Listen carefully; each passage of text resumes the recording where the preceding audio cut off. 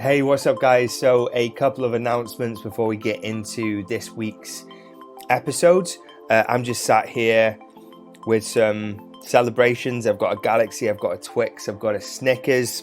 All the Maltesers have run out, unfortunately, but it's New Year's Eve. I'm recording this intro, and when this drops, it'll be the new year. So, I want to wish you a happy new year. I hope you've got some amazing plans in place for your businesses, and yeah, I'm super excited to share something with you today that I've been working on for the last couple of weeks and been planning. But I just posted something on my social media last night, actually. Got a ton of really good support and engagement and a lot of involvement from people. And I want to share it with you guys here as well, because this is something that you're going to see me talking a lot about this year if you follow me on social media, on Facebook or on Instagram. And how this whole thing came about is I was thinking towards the end of this year, like, what can I do in 2020 that's bigger than me? I wanted to do something that was beyond just me. Like, I'm pretty fulfilled in what I'm doing with my business, and that's going well. And I wanted to take things up a notch and do something a bit bigger, a bigger purpose, a bigger impact. And I was thinking about one of my friends, actually. So I had a close friend at uni that I lived with back in university in the good old days. And this particular friend of mine took his own life quite recently, actually. And it really hit home. And it really hit home that there must be other people struggling with suicidal thoughts, depression, and mental health. I mean, mums, dads, sisters, brothers, sons, daughters, uncles. I imagine there's tons of people out there that are struggling to some degree with some mental health issues. And I think we've all been there to some degree. We've all had our dark moments where we've doubted ourselves or felt like things are not going well, and some people are affected more than others. And what I really want to do this year is I want to make it more about other people and not just about me. I want to make it more about other people and do whatever I can to raise awareness about some of these amazing organizations that exist that are available for people that are struggling, going through depression, or have got suicidal thoughts, a place where people can go to without fear of judgment and they can get advice. And there's a charity in particular that I'm going to be supporting and raising money for, which is called Mental. And they've got sites set up across the northwest of England. And this charity is also associated with one of my friends, Danielle. She lost her brother as well a couple of years back, and so it means a lot to me to help this particular charity. I love what they do and what they stand for, and I want to raise some money particularly for them, because they're doing some great work and they're really impacting men's lives. So this particular charity is specifically for men over the age of 18, where they can go and they can speak openly and they won't be judged. And it's just a nice environment for these people, and it's saving lives, guys. So that's what I'm going to be working on. Now, how am I going to do this? Well, I was thinking, well, what can I do that's inclusive? Because I didn't just want to run a race and make it about me. I wanted to create like an opportunity for everyone to get involved, for people to join me on the journey and have something to work towards as well. I wanted to make like this fitness and these events and this journey inclusive. One, for people that just want to support the cause and donate or enter the challenges with me, the events with me. And two, for people that maybe are struggling, who need something to hang on to and get involved in. And this is going to be a perfect opportunity for that, because I'm going to be attempting, and I say attempting because I could get injured along the way. I just don't know. There's a good probability that that could happen. But my vision is to attempt every single Tough Mudder in the UK this year. So there's 16 of them in total, from Scotland all the way down to Sussex. So there's going to be a great opportunity for me to for me to meet you guys out on the road and meet all kinds of different people, and also an opportunity for anyone to get involved no matter where they are in the country. So that's one of the reasons why I chose that. Equally, like, anyone can get involved, because I did this back in 2014, no training, wasn't particularly fit, turned up to the event. Yeah, it was pretty tough, but it was super fun, and I really enjoyed it. And you and I both know that fitness and having a goal is really good for the mindset. I'm very pro mindset and doing what I can to really put myself in a good frame of mind. And I feel like giving people a goal, or giving people a cause, or giving people something where they can get involved in, is really going to be crucial for them and their mental well-being. So that's the vision, guys. I'm also going to be throwing in 4 Spartan races to round it up to 20 events, taking it from April all the way down to December, where it's going to finish in Twickenham Stadium on the 5th of December. I think I mentioned that. And I want to raise £20,000. So that's why I chose 20.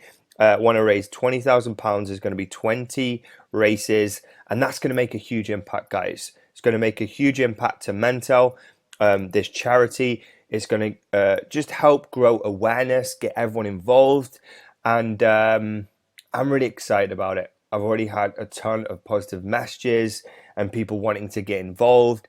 And so if you'd like to get involved with me, you want to join the journey, you want to sign up to some of these events, I need teammates for every single one of these events. And I don't know everyone in every part of the country. So if you want to get involved, I'd love for you to reach out. Just drop me a DM on Instagram or Facebook.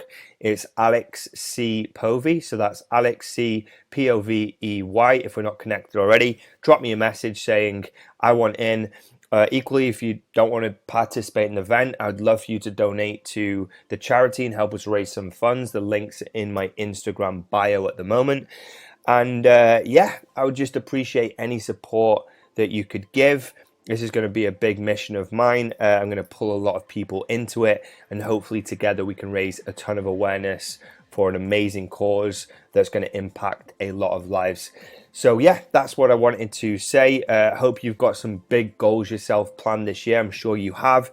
Would love to hear about those too, and what you're planning. So feel free to reach out. Let's get into this week's episode. So today we've got MenachemBrodie. Now, Menachem is a world-leading strength coach for cyclists and endurance athletes. He's worked with over 5,000 athletes from all over the world to help them get stronger on and off the bike, return from injury, and really make the most of their time when they ride and train through personalized training plans, conditioning programs, strength programs, and nutritional coaching. He's also got a podcast called the Strong, Savvy Cyclist and Triathlete podcast. He works very closely with professional basketball players, and he's also been working behind the scenes on some new seminars and releasing a book. Now, this whole podcast is really about how to deal with extreme setbacks and adversity in business. A lot of great stories from Menachem. So without further ado, let's get into it, guys. Just want to welcome you onto the podcast. We've already been having a nice little chat in the background for everyone listening, and I'm actually really excited to get you on the show.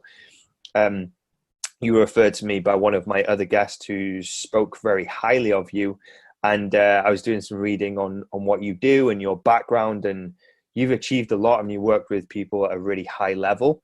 So I'm really excited to kind of unpack your story, what you do. And I don't think we've really had any coach or anyone with your background on the podcast yet. So this is going to be a nice little show for the listeners. So let's get into it. Let's just start with like your story, how you got into like coaching and where it all began for you. Well, coaching, I actually started really young. So I was always athletic, always rambunctious. I remember being, 7, 8, 9. There were a bunch of other boys that were in my class that lived right across the street from me growing up. And every summer we didn't have to go to summer camp, like most of the kids in the neighborhood, because our parents just let us go and run around. And it was kind of like the Pittsburgh rule is you need to be home when the streetlights turn on. So we'd run around playing Davy Crockett and Cowboys and Indians. And I remember my friends, the Nadoffs had an Apple. So we actually played like Asteroid, it was really hot outside, stuff like that. But I was always active. And somewhere around the age of 10, 11, and, I played Little League like a lot of young Americans. And I eventually got into deck hockey. I really wanted to be a goaltender. It turned out that I wasn't very good, but because no one else wanted to sit in front of the puck with the pads and get hit and go home with welts the size of hockey pucks, I got to play every week. So from there, I got into basketball in middle school and high school. I was not the best athlete by far. I happened to be one of the taller one in the classes, which gave me just enough headway that I could learn how to play. And actually at the age of, I want to say 14, I started coaching middle school. That was part of the requirements for playing on the junior varsity team at the local community center. And I loved it. I absolutely loved it. I wound up being the youngest coach. I broke all the records pretty much, so to speak, in the Pittsburgh Jewish Community Center. Like there's not that many records, but I was the youngest coach. I was coaching a high school basketball team for youth groups when I was 17. I wound up coaching junior varsity. As soon as I graduated, I was the youngest coach, to my knowledge, to ever be hired to coach the high school basketball team at the JCC. And I coached the junior varsity team for a year and a half. And then I took over the varsity team the next year when Aaron retired, quote unquote. He got a raise at promotion at work, and it was a volunteer. So I took over that. I wound up running a league for 350 non-traditional students in the greater Pittsburgh area, the Greater Pittsburgh Independent Basketball League. Did that for 2 years. And during that time, I was also at Pitt working for the men's basketball program. I had tried to walk on the first 2 years. This is when Pitt men's basketball was ranked like top 25 in the nation. So, right, some kid from Pittsburgh, he grew up playing Jewish league ball, is going to be able to walk on. But I tried, and the second year, one of the coaches saw my work ethic, and he's like, "Hey, I want you to come up to the office." And I was like, "Yeah." He's like, "No, that's not what you think, but I have something else you might be interested in." So I wound up being a team manager for the Pitt basketball team. And when I graduated, I had a choice. ACSM HFI is what it was called, the health and fitness instructor, which is now the HFS, or the NSCA strength and conditioning certification. And during my time working for basketball, I got into cycling. I had been commuting to and from work as a lifeguard during the summer. I got into it a little bit competitively because of my friend Yoni's brother, Ari, got us into it. He would take us out for road bike rides. And pretty much I was pissed off, to be honest, at the coach for the Pitt cycling team. They paid him very well, and I kept asking him for months on end, I need a training plan. I want to know what I'm doing. Can you please write me a training plan? And after about 7 months of asking him, he gave me one out of a book written by Chris Carmichael that I had already read and put my own together. So pretty much the end of that year, I also graduated. So I went to the board, who I was also friends with. I was like, dude, we need to get rid of our coach. Like, he sucks. He doesn't give anybody training plans. He's just taking the money and not doing shit. And they were like, yeah, actually, we're not going to ask him to come back. But you're not certified, are you? I was like, well, I just finished my exercise physiology degree, and I could take the test. And that's pretty much how everything began, man. From there, I wound up opening my own studio at Big Bang Bicycles, which at the time was a top 100 bicycle retailer in the US, which is kind of a big deal. Looking back, like I knew it at the time, but looking back now, like for that shop and that look, it was definitely a destination shop. Like you purposely drove there. There was nothing else around. And the owner of the bike shop actually, when I was looking to upgrade my road bike, he's the one who talked me into, really going full into the cycling coach thing. I had interviewed down in Washington, D.C. with the Department of Justice to run one of their gyms as a manager, and was really disappointed with the offer, thinking, granted it's a government job, but I'll at least be able to, not have to work 4 jobs. At the time I was working as the commissioner for the league. I was coaching the high school team. I was working as a barista 40 or 20 hours a week at a local cafe. And then I was also personal training and working the floor at the JCC. So I was working like 85, 100 hours a week, living at home, didn't live in the dorms during school, like in it. You wake up and then you're like, this sucks. But yeah, I'm living the dream. Like, yeah. And from there, it just was like, you know what? I don't want to have to work 3 jobs to pay for a shared apartment with 6 other people in Washington, D.C. So I was like, you know what, Glenn? Let's do it. I will pay you a percentage of whatever I make. I will transform the studio, blood, sweat, and tears kind of thing.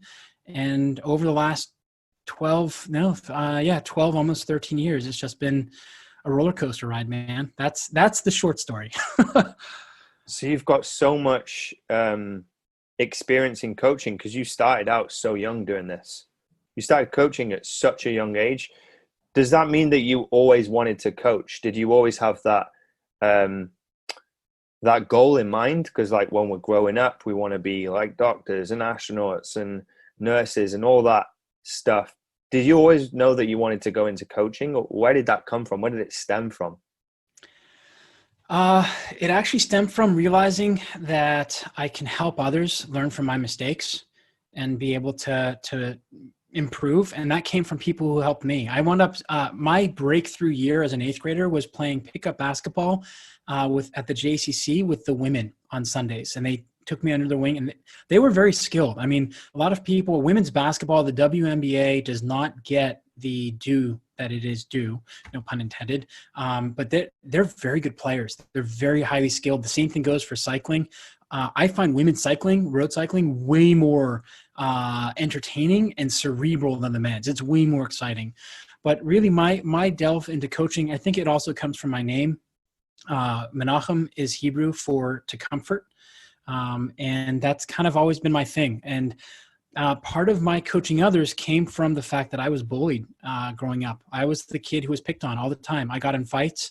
I have a number of scars on my body from fights as a kid growing up. And it wasn't the normal, like, somebody takes something out of your lunch, you scuffle with them. Like, I was the target of everybody in the class, and at 2 schools up until 6th grade. And then again, when I moved schools in 6th grade, in 8th grade, I was suspended for 3 days for really beating the crap out of somebody. And what had happened, my expensive backpack had been cut. The waterproof bottom had been cut. Someone broke a pen open and left it on top of it in my locker. So I'd locked it and somebody broke in. I happened one day to go out to go to the bathroom, and I found the person in my locker. And that was not good. I mean, that was bad. That was really, really bad. That was probably, for an 8th grader, let alone a college student, that was a very dark moment. I was very fortunate to only be suspended or expelled for 3 days and not kicked out of the school. But that was kind of my thing. And that's been the chip on my shoulder. Like, what's driven me most of the time is being the underdog, essentially, and being like, why is this person that's proliferating bad information getting all of the attention? Like, that's not what's actually out there. That's not what's going to help you. And having that little bit of a chip on my shoulder has helped me. That's kind of my motivation to help people out, is like, don't make this mistake, because I've been there, I've done that, and it fucking sucks. It's going to suck if you follow this person's information, because 90% of you, it's not going to work. But the real motivation was like, the impact that other coaches had on me to get the most out of what I needed to, most notably my high school basketball coach, Jimmy Wedner, and my high school and college, powerlifting coach, Dr. Joel Alkoff, may rest in peace. They were just, they gave everything they could. They were hard on me. They were there when I needed somebody to, literally cry. My wife, kids, that I cry more with the chick flicks than she does. But that's kind of given me that stability and allowed me to help more people. But that's pretty much how it started. I mean, it wasn't easy. I mean, it was really one of those things with that self-confidence issue, to find my voice. And that's what the last 12 years have been. Because people told me when I first started, dude, you need a podcast, you need a blog. We're talking 2007, Alex. Like, this is before you and I were really like, what's a podcast? It was like somebody in the know who was in tech was like, dude, you need to start a blog and a podcast, like way ahead. I just didn't have the confidence. And that's my one regret, honestly, of like, somebody else asked me this on their podcast. I think it was Mike Robertson asked me, like, if you have one regret, what is it? I don't have any, except that I didn't share my skills and knowledge with people earlier. I was so not confident in myself and my abilities that I kept it to myself. And I look at myself now compared to like Mike and Eric Cressy, who started back when I quote unquote should have started or would have started had I listened to Ryan. And I'm just like, holy shit, look at how many people they've been able to help. Like, people are like, oh, they make so much money. Like, money's not a motivator for me. Like I enjoy it now. At this point, I've gotten over that hurdle of like, it's okay to be paid more than other people because the results are way better. And I've also paid to make those mistakes. Like they say, experience is what you get when you're trying to get something accomplished and you fail. And now I've gotten to the point where I'm okay with it, but monetarily, like my family is growing right now. So like, yeah, money's good, but the end of the day for me, it's how many people did I help today? How many conversations did I have to actually help somebody? I want to circle back to something quite personal that you said, if you don't mind, about the bullying thing. Because I'm always interested to hear these stories and like people's life experiences, because it kind of shapes your paradigm of the world. It shapes your belief systems. It shapes how you respond to things. And it shapes your adult life as well. And so I'd be interested to know, like, let's look at it from like a positive perspective, because I'm a strong believer that in order to have growth, success, and accomplishment, you also have to have an equal dose of discomfort, pain, frustration, because they must coexist together, right? Just like up and down, hot and cold, black and white, day and night. There's always an opposite, right? So I imagine like your upbringing or your school period was tough. Like you said, you were the main target. You were getting like brutally abused. How do you think that's actually benefited you? Because some people would ask you, how has that affected you negatively? But let's just try and find the positives here for anyone that's listening that's been through that. Because I was in a similar situation, maybe not to the degree that you were, but as we mentioned when we started this conversation, I pronounced your name correctly because I can speak Welsh, but I'm not Welsh. I was an English person in a Welsh school, and I was trying to fit in. And everyone knew that I wasn't Welsh. And so because I was one of the small minority of people that was English, I got singled out, maybe just like you for whatever reason. So I kind of know what that's like, but it did give me some upside. It gave me tougher skin. It helped me like get more comfortable with myself later on in life and know what I like and dislike. For you, what was the upside of that negative experience? Tons. The thing is, it took me 32 years to find it, and that included moving literally halfway around the world and being halfway around the world for 4 years. That's the thing is, I look back on it, and at the time it was really tough. Like the conversation we had before, like I very specifically remember being reamed out by a senior when I was playing high school basketball for a pickup league, essentially on a Sunday night. It was called Sunday Night League. Huge naming rights right there. Yeah, classic. And I remember going home and crying. And I listened to the song Silverchair by Silverchair from Frog Stomp. I forget which one it is, but it's all about killing yourself.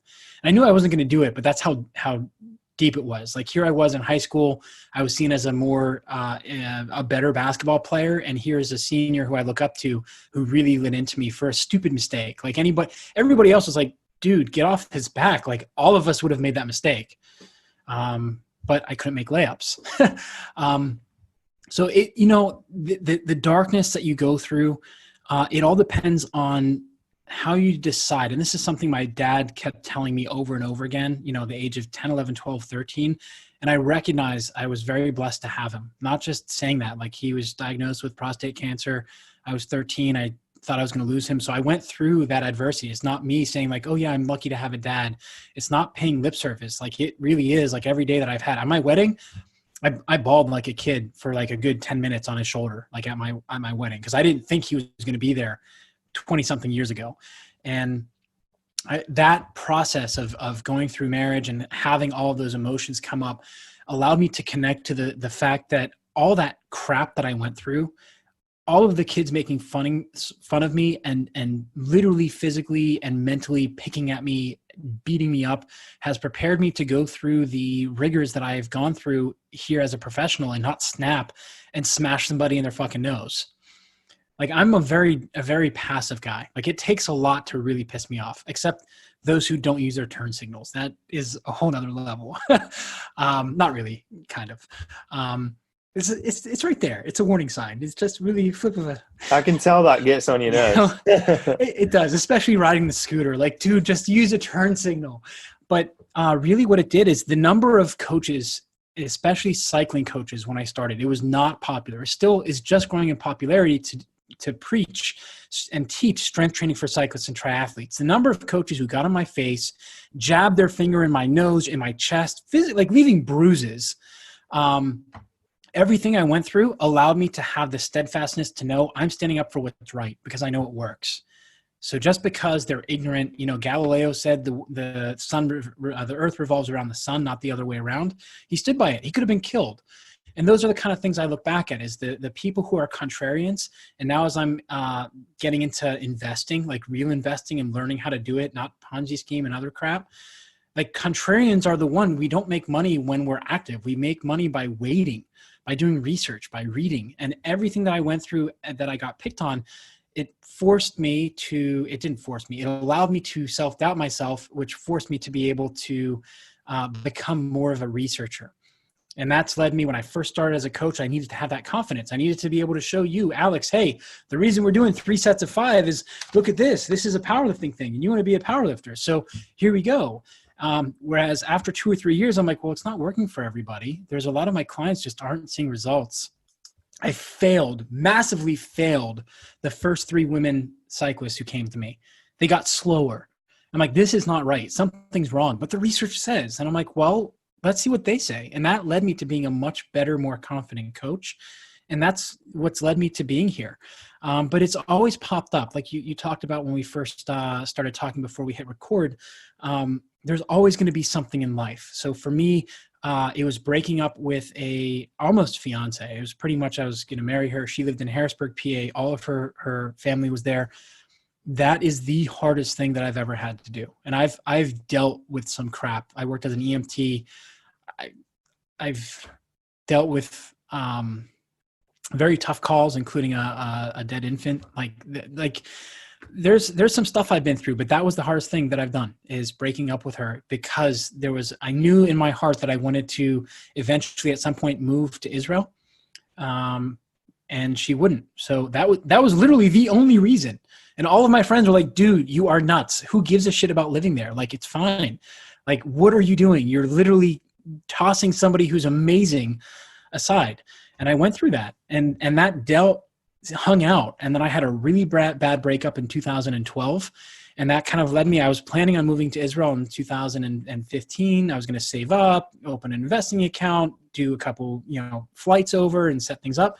I was just like, you know what? Screw this, not working.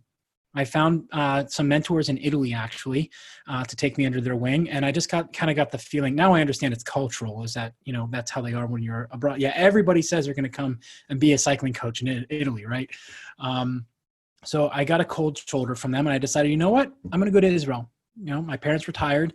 There's a huge opportunity for me to go to Israel and have a positive impact, a huge one on the sporting culture there, which is growing. My parents retired and moved there. So worst case scenario, what? I live at home again? I already did that. All of college, all of when they were here, like in 2012, I moved out at 25. So I can do that again. But that all stemmed, all of that confidence to just cut it, be like, whatever you've been through, something better is going to come along, but that doesn't mean you're not going to have to sling more crap to get there. There is an end in sight. And if not, guess what? Change your attitude. And I went through a dark phase here again, where I didn't speak the language. I didn't have a lot of friends. I was working hours that I didn't like working. I was really struggling. Even though I had all these certifications and all of this experience, the person in charge, the gatekeeper at the Ministry of Sport, looked me in the eye. And again, I don't know what it is, but people like wagging their fingers in my face. It's like, you do not have half the experience you say you do. You are a liar, and I'm going to see to it you're not going to get any except for one. And my attitude at the time was like, fuck this shit. I'm going to show you I know so much more than you think I know, and I do have all the experience. Every single second on that resume is true and legit. I have all of these because I worked my fucking ass off. I know what I want, and I'm going to get after it. And that was a very dark time. That was my response in the heat of the moment. But I'm sorry you feel that way. all of these are legitimate, and I have references to back them up. And I will be back in 3 months when I can reapply. Thank you. That was it. And I actually found these books by a rabbi, also named Brodie. So my family, actually, you mentioned you're Welsh. I actually have Irish and Jewish is kind of like the half where I'm at. So we actually have the Brodie castle there. And we also have the family heritage on the other side of the family back to Lithuania. So this rabbi's name is Rabbi Brodie. And regardless of whether you're religious, a lot of people get really, uncomfortable when we talk about religion, cardinals and rabbis and imams. Like, it doesn't matter. It's a belief system, right? So this one is talking about gratitude, and his teacher is Shalom Arush, and they have books called The Garden of Gratitude. And those books literally helped me turn around. Like, I went through, and a lot of it, like, yeah, whatever. And then I started listening to Tony Robbins, of course, and then Les Brown. And then once I got over his voice, Jim Rohn, who I've really connected with, and I never thought I would, because I'm like, it's Jim Rohn. It took me 2 years to get over the voice and just listen to the words. And now, like, it's because he holds the notes very long, doesn't he? Yes. It's almost like sarcastic the way he says some stuff. Yeah. You wouldn't do that, would you? Yeah. Like exactly. The way he says it, but it's very like, once you like get into it, his lessons are timeless. And you do know that Jim Rohn taught Tony Robbins. Yeah. Not a lot of people know that, but Tony Robbins used to sit in Jim Rohn's seminars. He is one of the like classics, godfathers of the self-help era, along with like Brian Tracy, I think is in the same era, Zig Ziglar, Les Brown. Yeah. They're all in the same kind of like era, aren't they? But yeah, you carry on back to your story.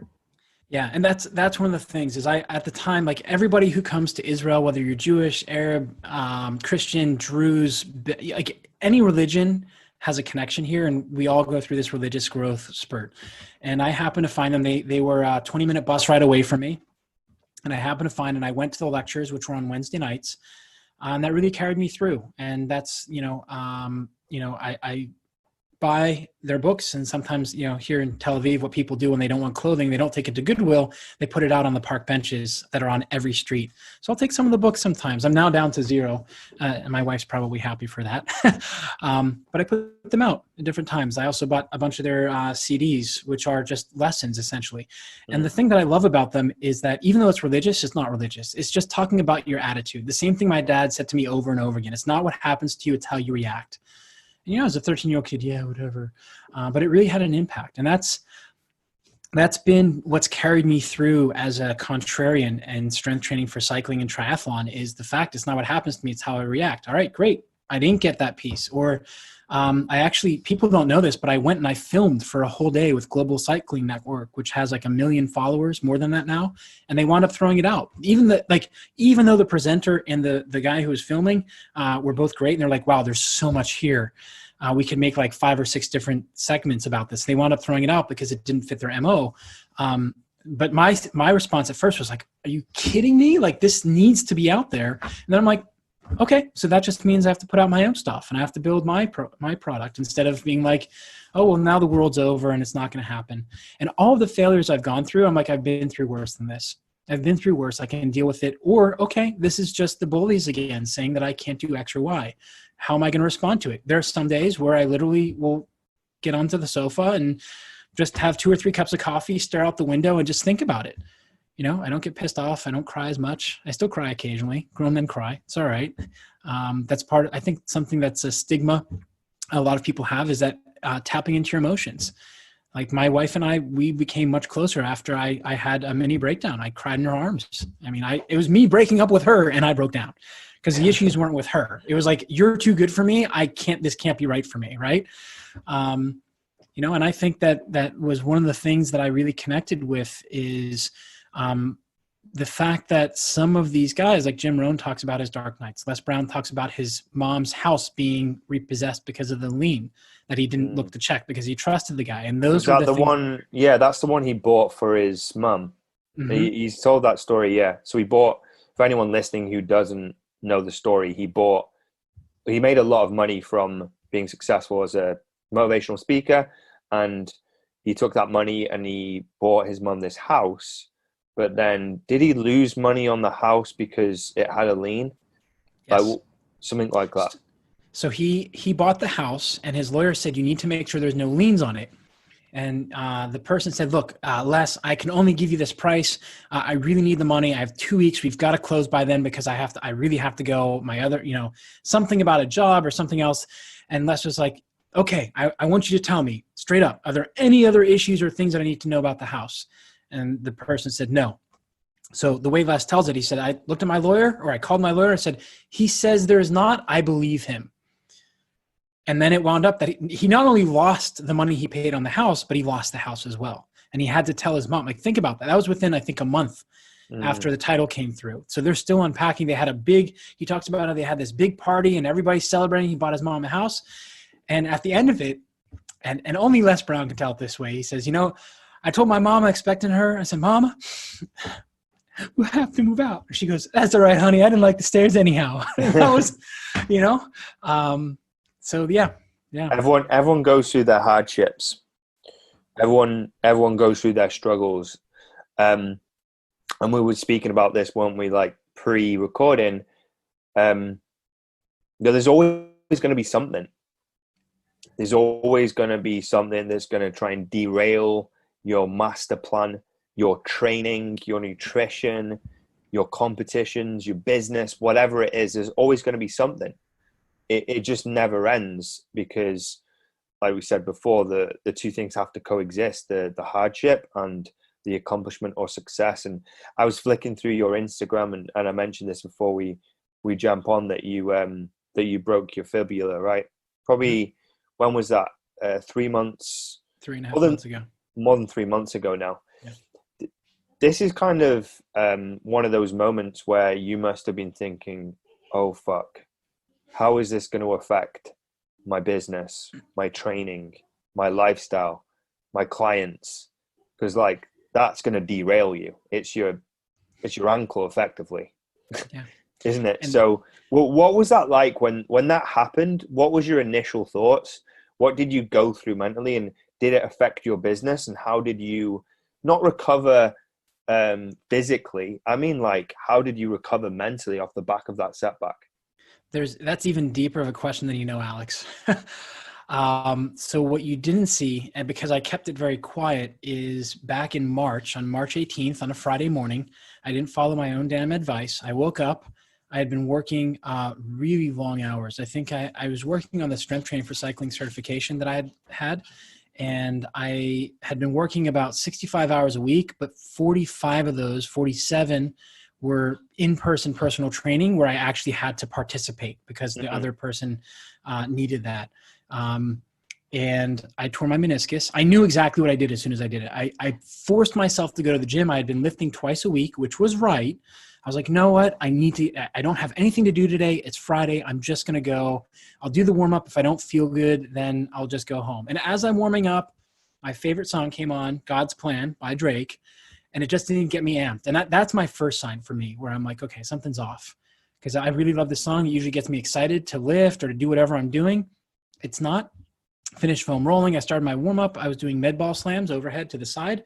And my shoe just caught on the AstroTurf. And I tell my athletes a million times, if you're feeling tired, go onto the rubber, not on the AstroTurf for anything lateral. Because I don't want you catching a foot. And lo and behold, I did that. That was tough because that happened literally, I think, 3 or 4 weeks, something like that, before I was due to go to a training camp in Mallorca, Spain, with Velocious Cycling Adventures. And I had actually booked out full.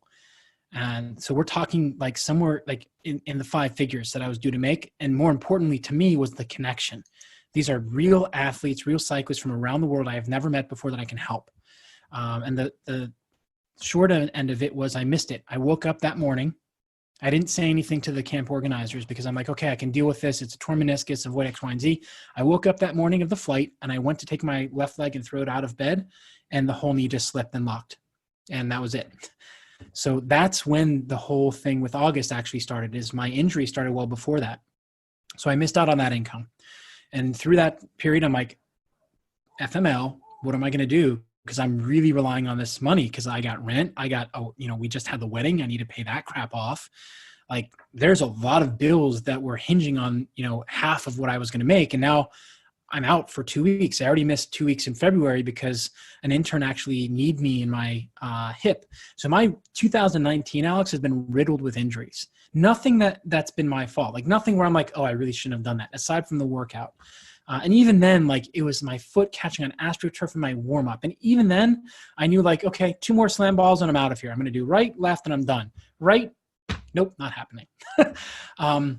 So through the summer, I was really struggling financially. I had to really cut back. So I went from about 47 hours a week to about 18.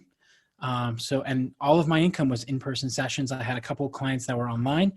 And after that happened in March, in May, I made a big push. I was like, you know what? If you guys know anybody I could really use to expand my client list and I have time available to take athletes on. Because back when I started coaching Cyclist, I actually found an old notebook every year, somewhere between October and February. And if you're a coach or a trainer, I strongly recommend you do this.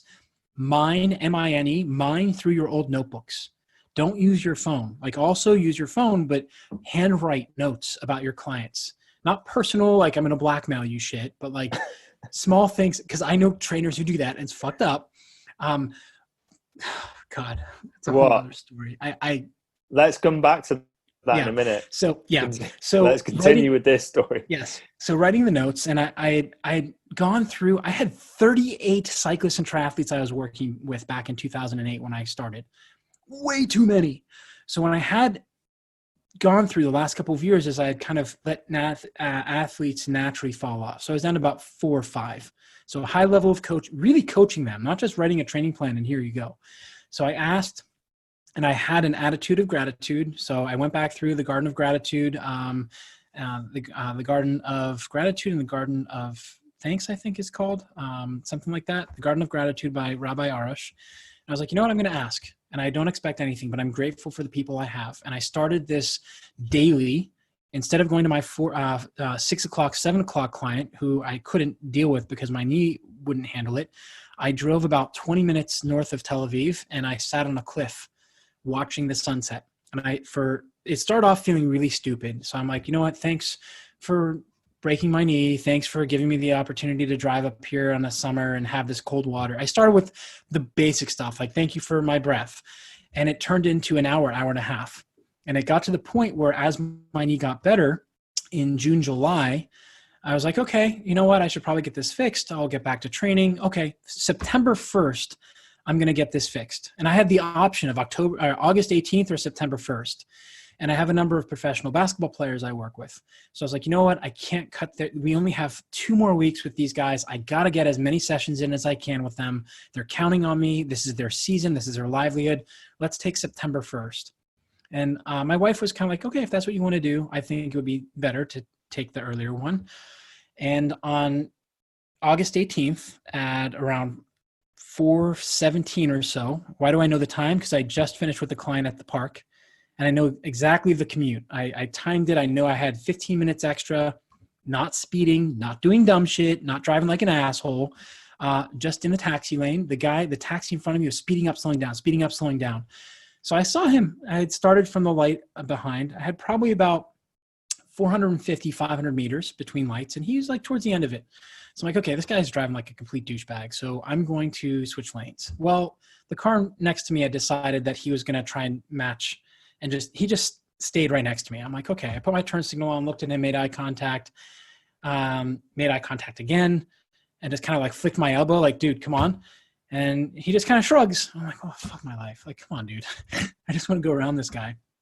And in that time that I had flicked my elbow and looked over again and come back, the taxi driver, no turn signal, no nothing, no four-way flashers, literally slammed on his brakes. The first thing I remember hearing was the squealing of tires. So I flipped back around. I'm like, shit, grabbed the handful of brake. Thankfully, because of the skills I had from the road bike, I managed to flip the back of the scooter around, right? So it wasn't the accident itself that broke it. And that's the dumbest part of this. Again, thank God I was not speeding because it could have been way worse. The front tire barely touches the back of the guy's, the taxi, and the rest of the scooter's like this. And there's probably about like, I don't know, a quarter of a meter, just enough space I can put my foot down. And I look in the rearview mirror and I just shake my head at the guy like this. And I put my hand up like this. And he looks back at me. And what's the normal thing you do if someone hits you? You put the emergency brake on and you put it in park and you get out, right? He's looking at me in the rearview mirror and I'm like, dude, like, get out of the car. Let's do this. Let's handle it. Let's exchange information. Nothing's wrong. You check, I check, fine. And he just starts to take off. And that's how the accident broke my fibula, because my natural reaction was to put my foot down and the scooter fell over and broke it. Why is all of this important? Because I didn't do anything wrong. Even the people who came to lift the scooter off my foot, were like, one of them was like, yo, that was amazing. Like you skidded this way and you had control and you didn't go in the back of him. Like, how did you do that? I did nothing wrong. And that's like the same thing with the knee, nothing wrong. My response to my business with the knee at first was like, fuck my life. I'm screwed. How am I going to deal with all this? It's back to having the electricity turned off and I have a whole clients coming in. And in this accident, in that time, while he's actually, I kind of tuned him out and I'm sitting there, I'm like, shit, okay, this fucking sucks. What am I going to do? It's definitely broken. Like, as soon as I lifted the scooter off, I'm like, it's broken. It's fucking broken. Like, I could see it. I'm like, it's either shattered or it's at an angle, which is not good because it's going to need surgery. So then I'm like, well, I need to get out of the street. So I'm scooting myself on my hands on my butt. And as I'm scooting over to the sidewalk to get out of the driving lane, I just feel this intense anger starting up. Like I have not felt this before. Because again, nothing happened with the accident. The accident itself was fine. It was because he tried to take off. And thankfully, the driver who kind of shrugged at me cut him off and kept him from leaving, which he left, by the way, right before the police got there. Of course, as Jim Rowe would say. So I get my ass literally onto the curb and I turn my foot. And my wife's pregnant on top of this. And I'm just sitting there. And it's one of those times where time kind of slows down. And I'm like, I feel so angry, so angry. I was expecting to be out for a month and a half with the knee surgery.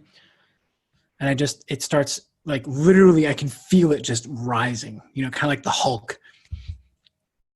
And I just look up and there's a bird in the tree above me because I'm looking up like, why, God, why? And I just look up and the bird is just sitting there, just doing this.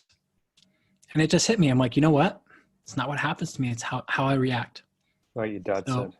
Yeah, that was as I look up at that. I don't know why the bird triggered that, but it was in my mind. The bird's like, what you going to do? What you going to do? So I could have been like, fuck you, bird, duck hunt, And instead I'm just like, I take a deep breath and the guy puts his hand on my shoulder. He's like, are you going to pass out? I'm like, no, it's fine.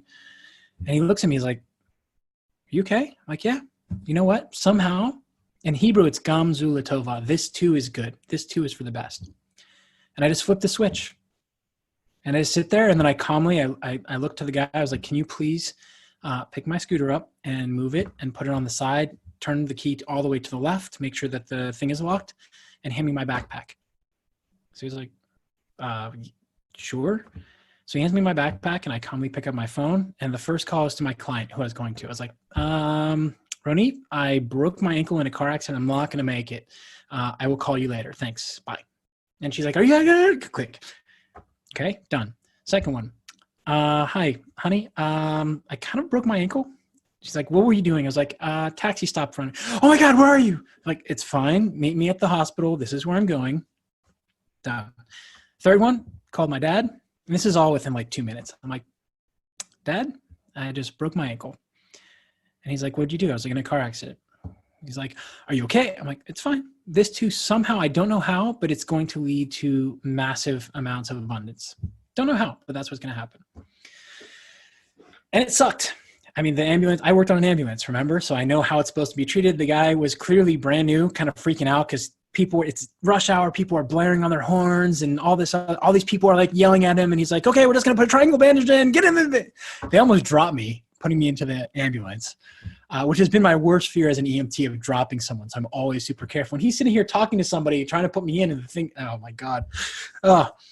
So what wound up happening over the next couple of hours is as I'm sitting in the ER room, since it wasn't a compound, I didn't get emergency treatment. So I got to the ER and I waited like everybody else with the foot down, mind you. So don't know if there's internal bleeding, but it was really painful.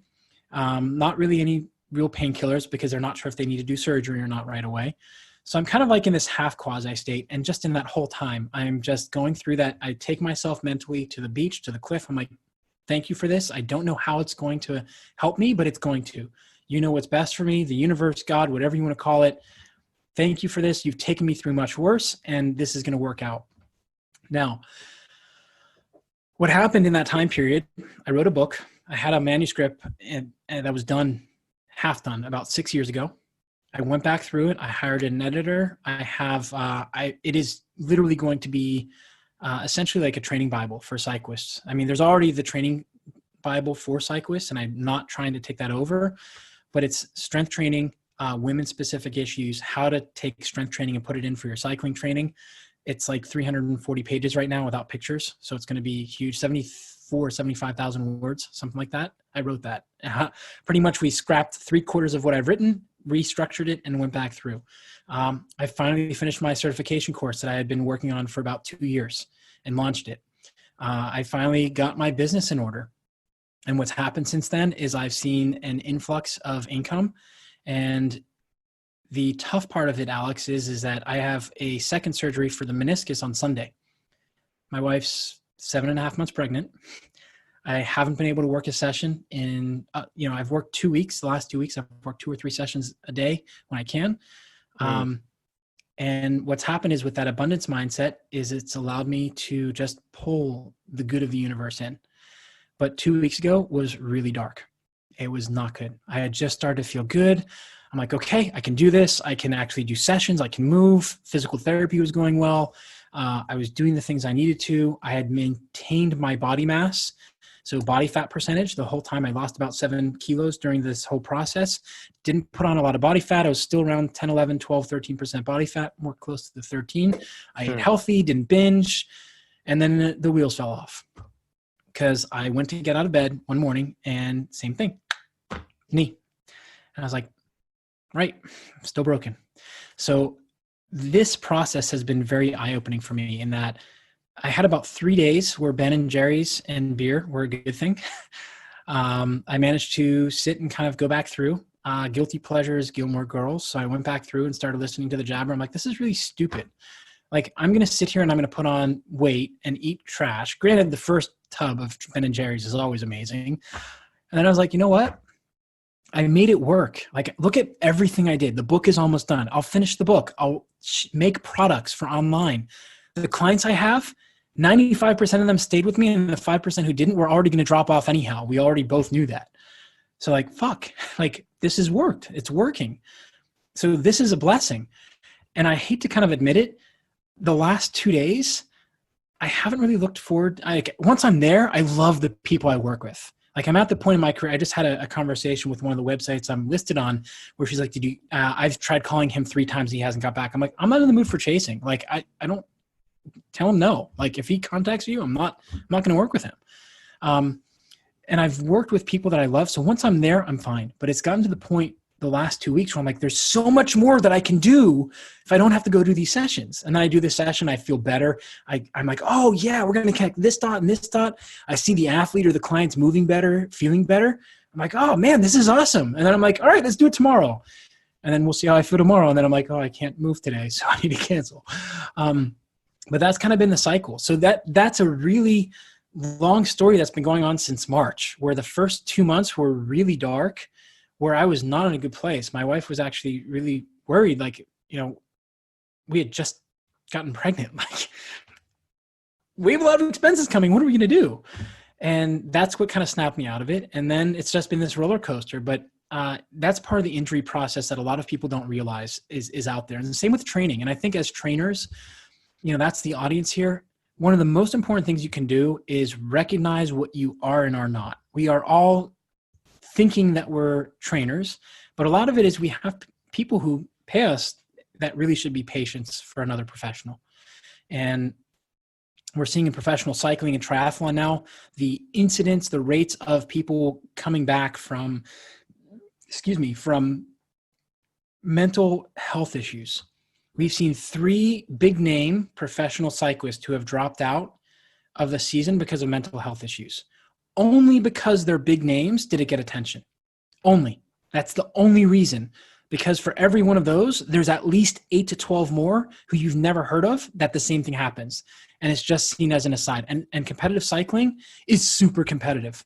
It's not like football where you have, the Premier League, and then you have the second league, and then you have the third league and fourth league, where you can make money and make a living playing in that third league. It's not glamorous, but you can, get a single room apartment somewhere or share with somebody and live. Cycling's not like that. You're a professional cyclist. A lot of them are living still hand to mouth, staying in really crappy hotels and pretty much getting dragged through the mud. It's gotten better. Charlie Wigelius has a great book called Domestique for those who are cycling coaches and triathlon coaches. Read it. And a lot of it's edited out. I was floored by how much they edited out. There's like 8 years missing. He talks about year 1, year 2, and then you're missing, and you're like, wow, 1999, where the hell did that come from? But as trainers, we're ill-equipped. Nobody talks about the stuff. You are a pillar in a lot of people's lives. You are a pillar. And my wife even said it to me on Sunday. And in retrospect, like my immediate response was to listen and then to be like, you know what, that's really not fair because you didn't hear me in that equation. Because I could not move on Thursday. It was raining. It was really raining, like storming sideways, like Netherlands style rain. And I'm on a scooter or a taxi, and I had 4 sessions planned, and I woke up and my knee was killing me. I don't cancel. Like I really don't. Like, had I not broken the ankle, like visibly, I probably would have still gone to that session and then gone to the ER, because that was my last one for the day. I don't cancel. And I canceled 4 people, including someone who's been coming to me for back pain because his other trainer was running out of tricks and tools to help keep him going. I had to cancel. It's the worst thing. But my wife's like, I can't believe you canceled. These people rely on you, especially on days like today when it's rainy. And I'm not saying this as a negative to her, because my initial response was to, automatically, I feel like crap. And I kind of held back. I'm like, that's really not nice. That's completely not fair. And you don't see me in this equation. But that's what we are for people, is we're the rocks, but we're ill-equipped. Right before we jumped on a call here, I spent a half hour on the phone with a psychologist, and we're working on putting together a 2-day seminar where we're going to talk about strength training and psychological training. We're going to put it together because there's still a stigma about psychology. Like, people are like, oh, I can't believe you go to shrink. Like, you really must be messed up. If my wife wasn't a psychologist, honestly, I'd probably be worse. And she tells me, like, okay, I'm going into psychologist mode. So tell me about this. And there's a line, like she's excellent. There's a line. And she's like, you should really talk to somebody. And I have that stigma too, man. I'm not going to go share with somebody. I need friends. And then she's like, well, how many close friends do you have here? Shit. My best friend's in Philadelphia. I'm in Tel Aviv. I'm not one of those people who has like a million friends. I have like 3 or 4. And if Jeff needs me, I'm on a flight, I max my credit card out, whatever, I'm there.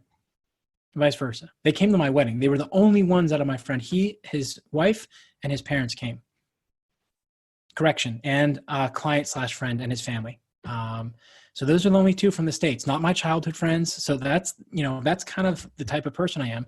And she's right. And the last couple of weeks, I'm like, shit, I don't have any really good friends here. And there's nobody that I could call that I want to go have a beer or drink with. And as trainers, we have a big problem with this. Either you're really buddy-buddy, and that means that maybe you're not really paying attention to what you're doing with your client because you're talking to the trainer next to you too much. And I'm totally guilty of that when I first started. Thankfully, one of my clients was like, I am paying you for your time and undivided attention. If you need to get the piece of equipment from him, great. But don't continue talking about what you're doing on Saturday night, because that's not professional. Totally right. 2 things I did. 1, hung my head because she's really right. And 2, comped her that session and the next one. If you mess up, own it. But as coming back to this as a trainer, if you want to be a true professional, recognize when you're wrong and do something to make it right. And this has been, when I was in my training studio and my electricity was shut off in the middle, thankfully it was someone who I was helping for very cheap. And they're like, it's cool, whatever. But I canceled the rest of my day. Like, I comped all of them, even though I'm already negative red big time in my bank account and I don't have electricity in my apartment/studio because I can't pay the electric bill. I'm still comping sessions because that's the right thing to do. Oh, well, the power went out here. It's not your fault. We'll have to reschedule. Next one's on me. Don't worry about it. But as trainers, a lot of us just, okay, show up, punch the card, cool, whatever, do your reps, do your set. I don't count reps anymore. Like, I tell my athletes, like, if you ask me how many more, 1 or 2. I'm going based off of your technique. You're not paying me to count. You want to pay somebody to count? There's a guy that charges half as much as I do. Go have fun.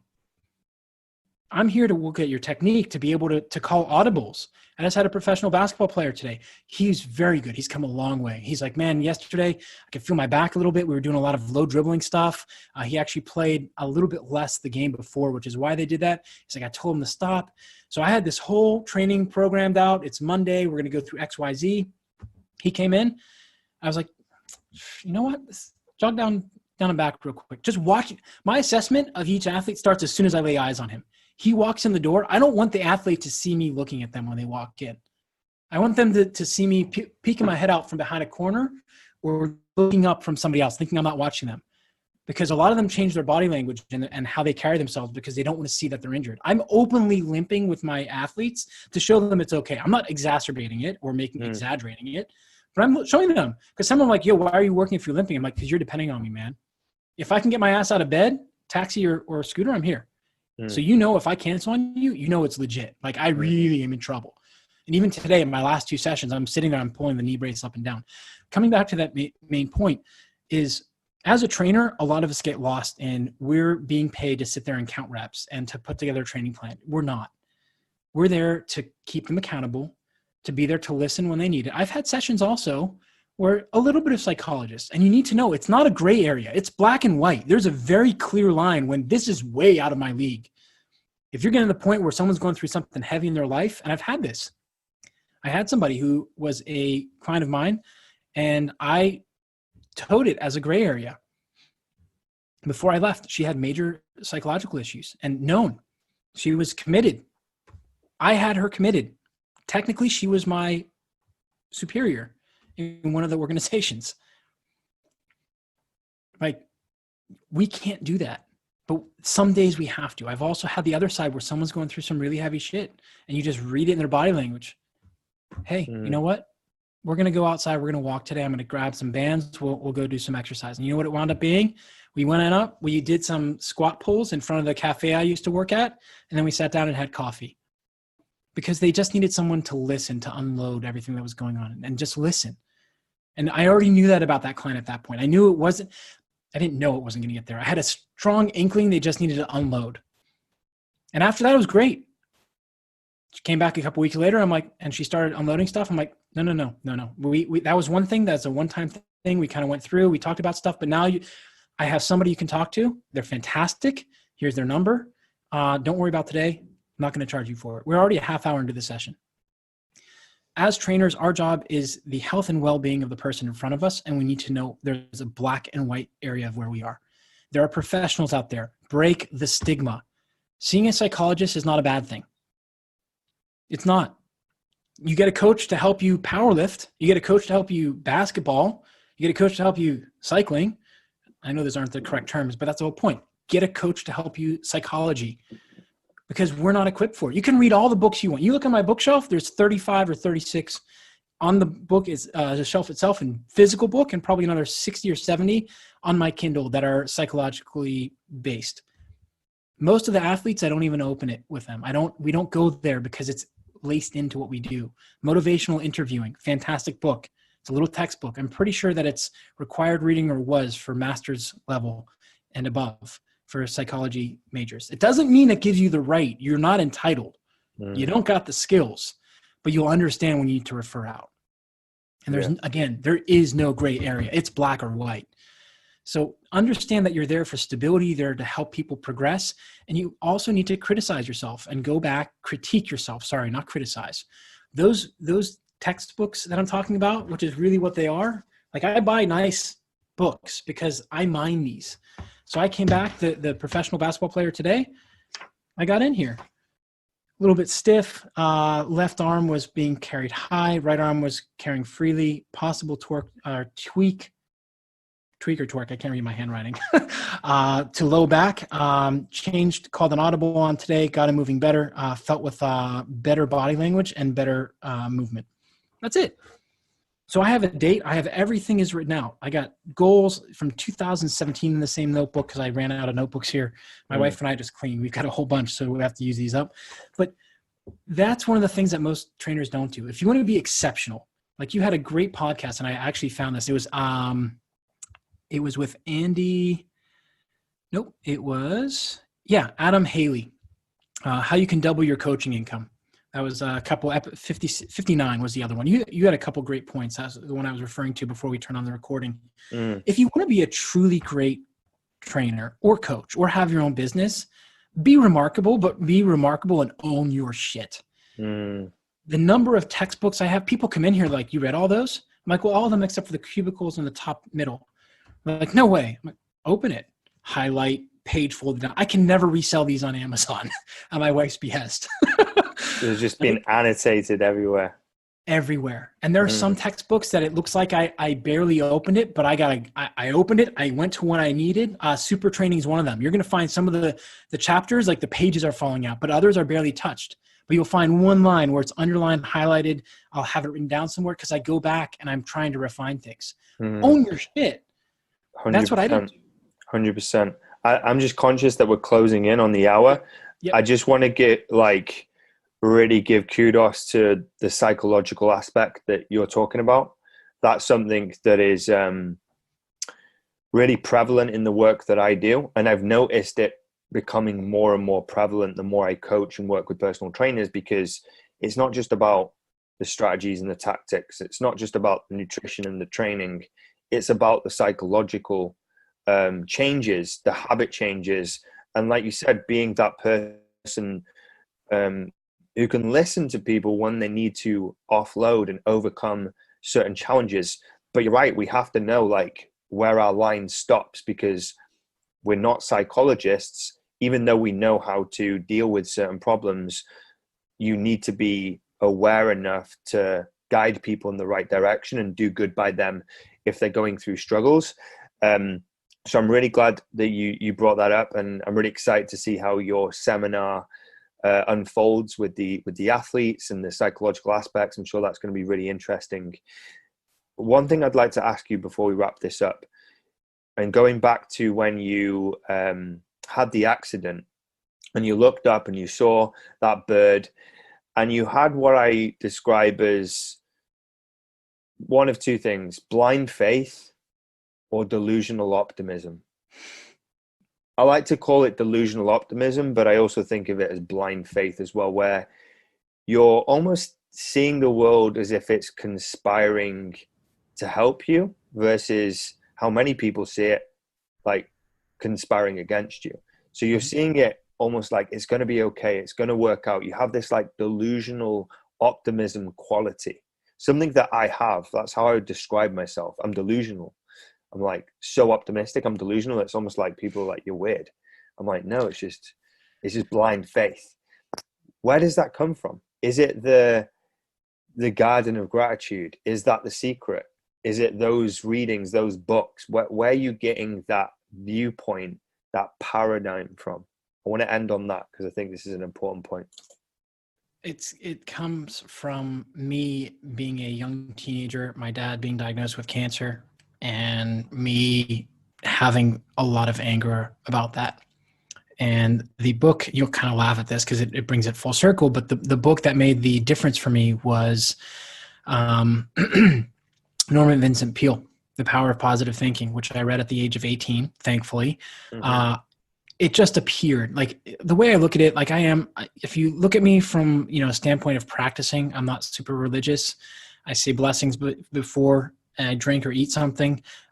First thing in the morning, I say, in Hebrew it's called Moda Ani, which is, Lord, I thank you for waking me, essentially. And as I go through every morning, most mornings, I just realized I forgot it this morning, I say a piece of old scripture, you would call it, Old Testament, which is about the manna, which is essentially God will provide or nature will provide. It doesn't matter if you're religious or not, but whether you're religious or not, you can develop an appreciation for life. Like, I've always been a good spirited, healthy spirited person, as far as like upbeat for the most part. Like, when something's wrong, people recognize I wear my emotions on my face and on my sleeve. Like, people can read it if I'm upset, I'm great at negotiations now. If I have preparation, that's going to be negotiation because I can get in that mentality, but otherwise, like, awful. Not really true anymore. I've had a great coach for that. But essentially, I wouldn't call it blind optimism. I would say that it's learned. And a lot of it comes from reading that book, getting a massive speeding ticket with 4 other human beings in the car with me in a 98 Toyota Corolla doing 97 miles an hour in a 55 in central Pennsylvania. Unbeknownst to me, apparently I found out like 6 years later, one of my friends had like 4 bottles of booze in the back and we were all underage. So that was really lucky.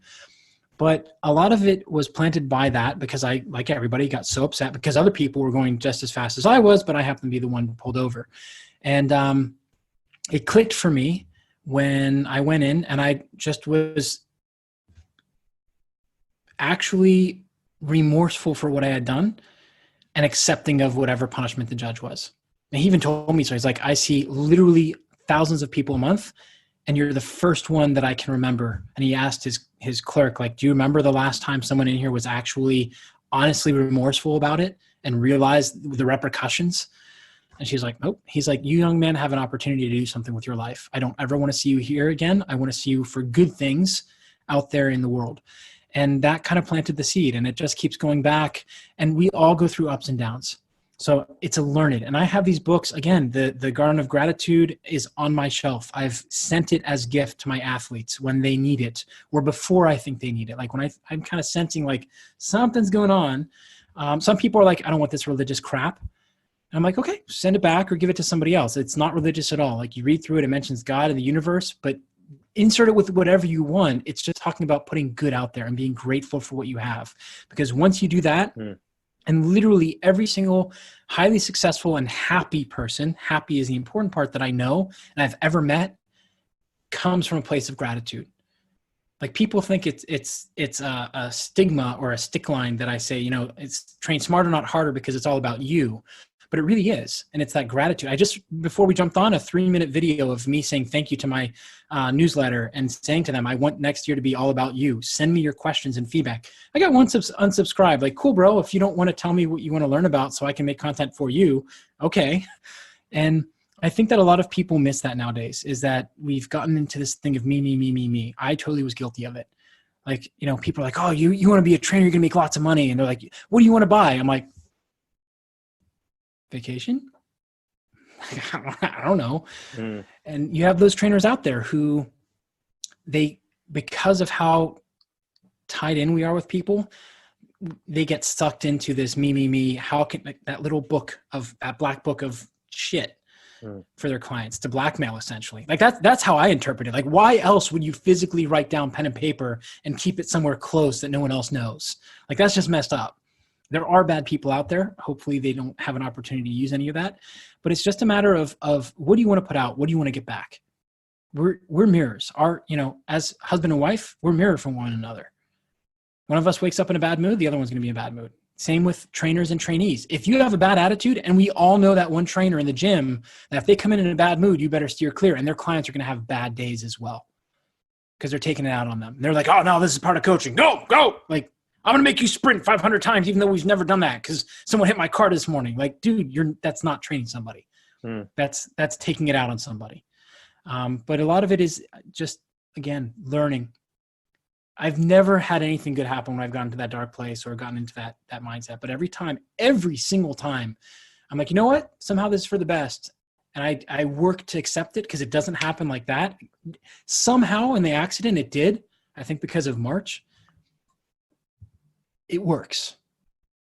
Bruce Almighty, watch the movie, even if you hate Jim Carrey. Like, it's one of those things where it just turns around. Click by Adam Sandler. If you don't like Jim Carrey, go watch that. You'll find the things that matter in life come from happiness. Happiness comes from gratitude. The more you put out, the more you practice, the more it becomes part of you. Great, man. I want to thank you so much for coming on. Super grateful. This has been a really, really good podcast, man. A lot of cool stories. A lot of struggle, a lot of discomfort, a lot of upside, a lot of cool things to come, which I'm very excited to see unfold as well. I feel like you're just getting started. So I just want to direct people over to you if they want to find out more about what you do with the triathletes, with the basketball players, with the runners. Where can they find you? Instagram and YouTube is HV training, Human Vortex Training, HV Training. YouTube is going to be a big push. I also have my own podcast, as we talked before we started, the Strong Savvy Cyclist and Triathlete podcast, humanvortextraining.com, and HVT412 on Facebook, or Human Vortex Training. But I'm thankful and grateful for you, Alex. I mean, this is an incredible podcast to open up like this. There's a lot of things that I'm listening to myself talking about. I'm like, I've never talked with this about anybody except for my wife or my dad. Like, this is the fact you're asking these questions and getting this out there as trainers and just as professionals is huge. So thank you for the podcast, the opportunity to share, and for doing this, man. Really appreciate it. My pleasure, man. Really appreciate you. Thank you so much. Thank you for tuning in to this week's episode of the podcast. I hope you enjoyed the show. If you did enjoy it, I'd be really grateful if you could leave a short review on one of the platforms. And if you're a personal trainer in a commercial gym with 500 plus members and you want to fast track your income growth and learn how to sign multiple new clients a week, reach out to me personally through Facebook or Instagram and just drop me a private message so we can get the conversation started and see if you could be a good fit for one of our programs. All the links to my social can be found in the show notes, so we can connect there. See you next week.